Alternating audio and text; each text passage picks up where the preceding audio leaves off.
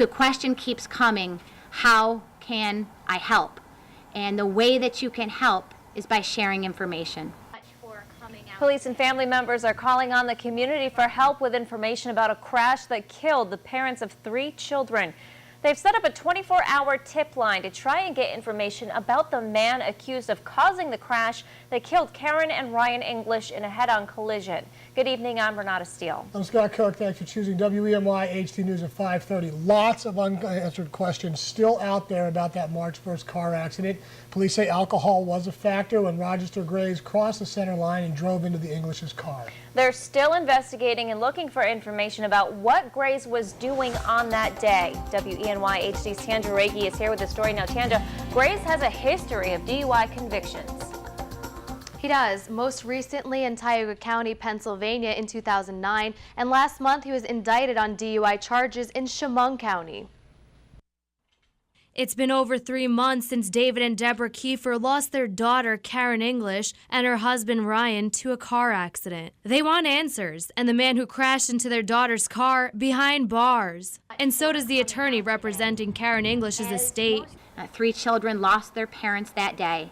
And if you know anything about what happened, we're asking you to please come forward and share that information. Pennsylvania and New York police are investigating together. They say 45-year-old Rochester Grays of Lawrenceville was driving from Chemung County when his SUV crossed the center line and hit the English's van as they drove on Route 328 just across the PA border in Wells Township. He has a history of drinking in Chemung County. I know with the social media and the community's involvement thus far, I think that they maybe could provide us with information that would be very useful to us in our investigation. Karen and Ryan English are originally from the Southern Tier. They recently moved to Williamsport with their 2 sons and 1 son from Karen's previous marriage.